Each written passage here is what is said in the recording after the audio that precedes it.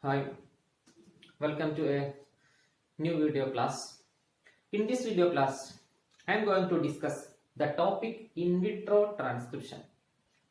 Before going to the topic in vitro transcription, we need to study two things. One is what is transcription and what is translation. Transcription simply means it is the process of producing different kinds of RNA from DNA. That RNA may be either messenger RNA, transfer RNA, ribosomal RNA, any other kind of RNA, miRNA, snRNA, SNO RNA, maybe any kind. Just simply it is the process of synthesizing RNA from DNA.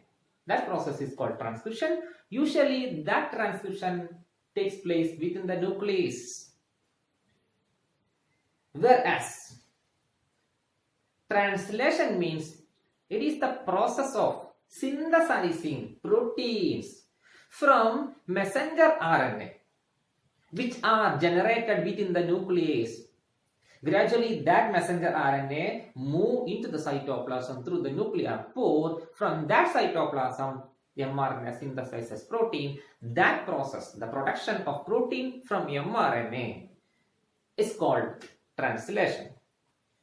Here both the transcription and translation are collectively called central dogma of molecular biology. In case of prokaryote, both these processes occurs simultaneously within the cytoplasm, whereas in case of eukaryote, transcription happens first within the nucleus. After the successful completion of transcription, then start translation that happens within the cytoplasm.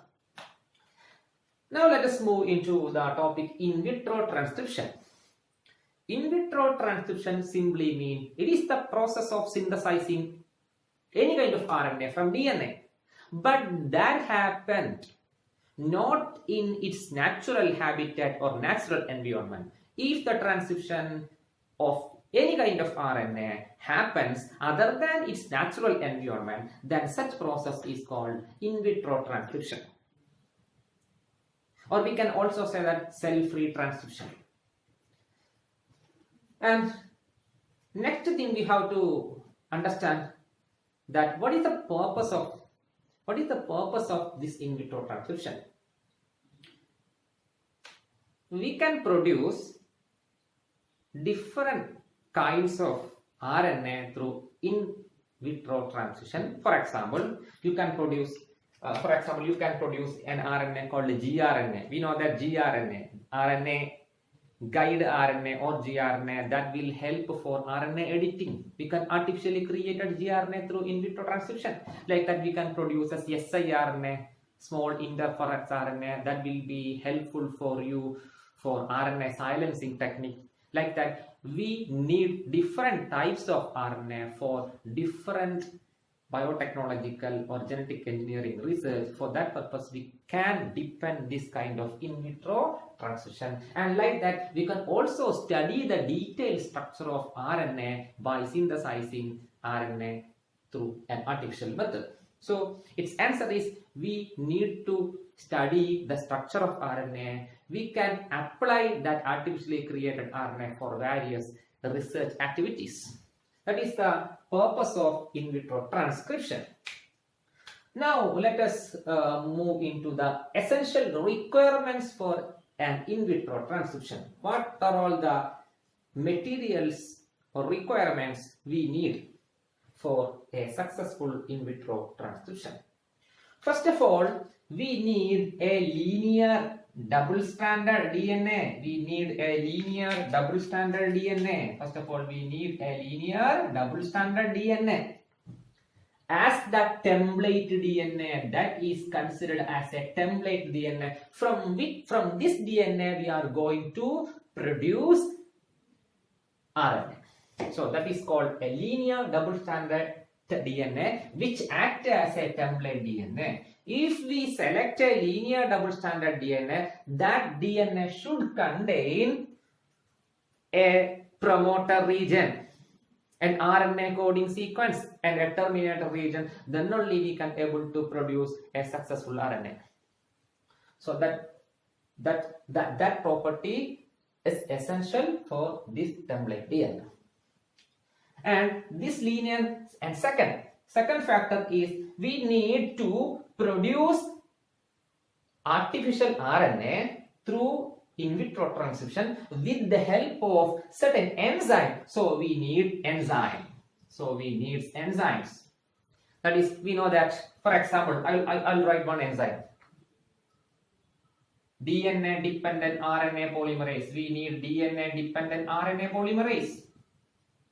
We need DNA dependent RNA polymerase. We know that RNA polymerase is the enzyme which are responsible for producing RNA from this DNA. So we need enzyme for transcription, for example, DNA dependent RNA polymerase. Usually this RNA, in most of the cases, that RNA polymerase was isolated from any kind of virus. Like that, when we design a double-stranded DNA template, for that DNA template also we need a specific promoter. That promoter, usually used promoter are T7 lambda, 3T lambda, SP6, something like that. We can use different kinds of promoter from different organisms like virus, T7, T3, SP6, something like that. And third, now first of all, we need linear double-stranded DNA which act as a template with a promoter, RNA coding sequence, terminator, then enzyme for transcription. And third one, we need the essential substrate for synthesizing RNA. That is, we need nucleotide for synthesizing. This enzyme can able to synthesize RNA by using this template DNA, but this enzyme need substrate, raw material for synthesizing RNA, that is called nucleotide. And one more thing, and the fourth factor is all this process take place only in a particular range of pH. So during that condition, during in vitro transition, if the pH change occurs, then that leads the inactivation of the certain enzymes and protein. So in order to avoid pH change, we need a buffer system. We need a proper buffer system for maintaining a constant pH during the process of in vitro transcription. So the essential requirement include linear double-stranded DNA that act as a template with a specific promoter. It may be either from T7, T3 or SP6 phage virus, or and like that we need a DNA dependent RNA polymerase, nucleotide, and a proper buffer system. When we move into the template DNA, that template DNA may be a PCR product. We can select a template DNA from a PCR amplification product. But during that condition, we need to attach a promoter, a specific promoter as a suitable promoter over that PCR cloned DNA, because normally PCR cloned DNA lack promoter. So we need to attach a promoter over the 5' end of this PCR product or PCR cloned DNA. Okay. And second one, if we take template DNA from a plasmid DNA, we know that plasmid DNA are usually circular double-stranded. So we need to linearize that plasmid DNA so that it is so that we can easily able to synthesize RNA very easily. For that purpose, we need to treat that plasmid DNA with a restriction enzyme to cleave and make into linear double-stranded DNA. After cleaving with restriction enzyme, we have to purify that plasmid linearized plasmid DNA so that we can able to eliminate the chance of inactivation of certain enzyme by using this restriction enzyme.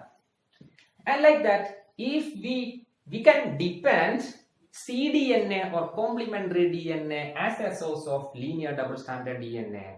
Usually cDNA are produced from an RNA. cDNA are usually produced from an RNA by using reverse transcriptase. Reverse transcriptase can able to synthesize DNA from RNA. So we can depend cDNA. But this DNA produced from reverse transcriptase is a single stranded DNA, so that we have to make it into double stranded DNA by pairing, by allowing it to pair with its suitable complementary DNA. Then only it will be converted into a double stranded DNA. So that kind of double stranded DNA can also be used as a template DNA. Okay. And second one, enzyme, DNA dependent DNA polymerase. Usually that DNA dependent DNA polymerase are isolated from phage virus. Then nucleotide, we know that nucleotide is a ribonucleotide because we are going to synthesize RNA, that is one. And also we need a proper buffer system to maintain the pH like that, a constant. That is the essential requirement of this in vitro transcription. And when we move into the applications of in vitro transcription, first of all, the main application of in vitro transcription is we can able to synthesize viral RNA. We can able to synthesize viral RNA and transfer to start its replication. Like that, we can able to synthesize mRNA so that we can able to study what are all the features of mRNA. What are all the primary structure, what are all the tertiary structure, what are the quaternary structure, in which area the loop will form, in which area the tertiary structure will form, in which area which type of amino acid is present, like that. In which area it forms loop, in which area it forms term, like that we can study. Like that, we can able to synthesize RNA aptamers. We can able to synthesize RNA aptamers. RNA aptamers is a specifically designed single stranded RNA. We can see RNA aptamers, DNA aptamers in biotechnology. Here RNA aptamer is a specifically designed RNA, single stranded RNA, which can able to bind into a specific target site of protein, carbohydrate and other biomolecules. So strictly this RNA aptamers synthesis is for mainly research activities. That is, this RNA aptamers act as an antibody antigen interaction. It acts as an antibody. It can able to bind specifically to a target molecule. And like that, we can able to synthesize gRNA. That is RNA editing guide RNA. gRNA means guide RNA. That RNA are mainly used for RNA editing purpose. And like that, we can able to synthesize a double stranded RNA and short hairpin RNA. That double stranded RNAs are usually used for RNA silencing technique or RNA interference technique. We already studied RNA silencing technique, flavor saver tomato, Meloidigyne incognitia. It's a nematode attacking the root cell of tobacco plant. So in order to produce nematode resistant tobacco plant, we can depend RNA silencing technique by using this RNA interference technique by using double stranded complementary RNA. Like that, we can synthesize antisense RNA. So in strict sense, we can say that this in vitro transcription helps study the structure of RNA, help for conducting various kind of research activities, etc. Okay. This is the broader concept regarding with the in vitro transcription.